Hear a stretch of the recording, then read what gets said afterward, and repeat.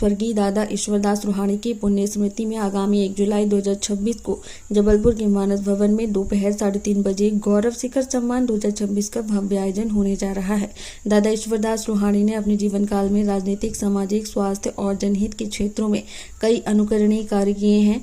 उनके सेवा कार्यों की इस अनूठी परंपरा को आगे बढ़ाते हुए आयोजन समिति ने इस वर्ष एक नई पहल की है। इस सम्मान समारोह में शिक्षा, समाज सेवा, महिला सशक्तिकरण, संस्कृति, युवा प्रेरणा, सनातन ज्ञान, चिकित्सा, पत्रकारिता और न्याय जैसे 12 विशिष्ट क्षेत्रों में उत्कृष्ट योगदान देने वाली महान विभूतियों को सम्मानित किया जाएगा। इस गौरवमयी कार्यक्रम में मुख्य अतिथि के रूप में मध्य प्रदेश के मुख्यमंत्री माननीय डॉक्टर मोहन यादव उपस्थित होंगे।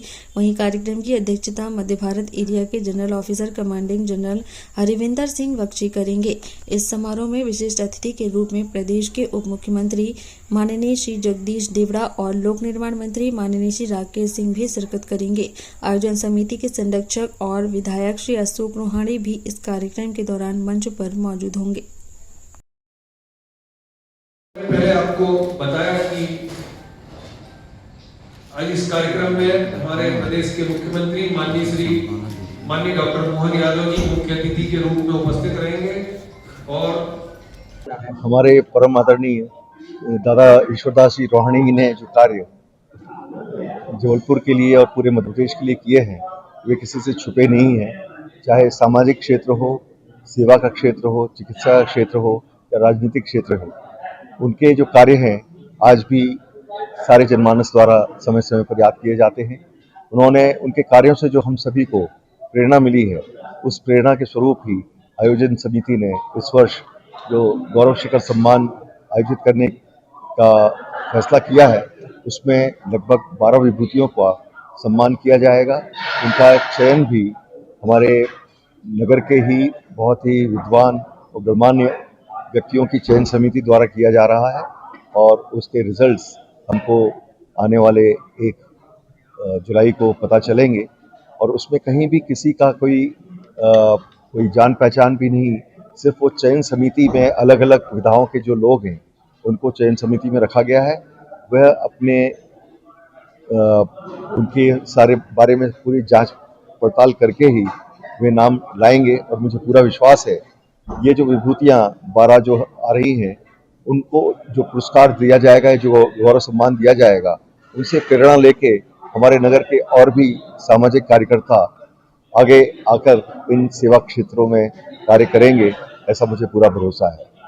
दादा ने जो भी कार्य किए हैं हम सबके मानस स्तर पर पूरी तरह से अंकित हैं और हम लोगों को हमेशा उनसे प्रेरणा मिलती रहती है।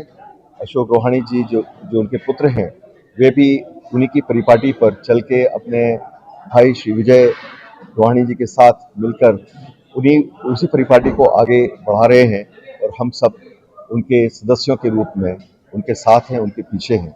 मुझे पूरा भरोसा है यह जो शिखर सम्मान का आयोजन हो रहा है आगे आने वाले समय में इसका एक बृहद रूप होगा और पूरे मध्य प्रदेश में इस तरह के कार्य हमारी समिति द्वारा किए जाए। आपको जो हमको भी कभी नहीं मालूम चला कि ऐसे लोग भी जो काम बिना प्रचार के काम कर रहे हैं, ऐसे लोग जैसे इसमें एक उदाहरण मैं आपको दूं कि कुटुंब प्रबोधन 4 पीढ़ियां एक साथ 94 साल के कोई रह रहे हैं और 94 साल के साथ 40-50 का परिवार एक चूल्हे में रह रहा है। ऐसे लोगों को ऐसे हम प्रेरणा दें, इस लोगों को प्रेरणा मिले कि आज भी ऐसे समय के संयुक्त परिवार चल रहे हैं।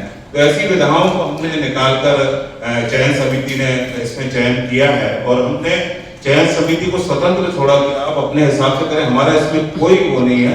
आप जो निर्णय देंगे बंद लिफाफे में हम उसको स्वीकार करके 1 तारीख को खोलेंगे, यह हमने निर्णय लिया। मैं आप सभी पत्रकार बंधुओं का हृदय की गहराई से स्वागत वंदन अभिनंदन करता हूँ।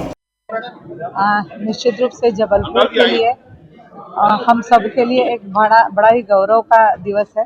दादा ईश्वरदास रोहाणी जी का जन्मदिन 30 जून को हमेशा से मनाते आ रहे हैं, परंतु इस साल हम लोग 1 जुलाई को दादा के नाम से गौरव शिखर सम्मान समारोह आयोजित कर रहे हैं। निश्चित रूप से मैं खुद को बहुत सौभाग्यशाली समझती हूँ कि मुझे इस गौरव शिखर सम्मान समारोह के आयोजन समिति में मुझे रहने का सौभाग्य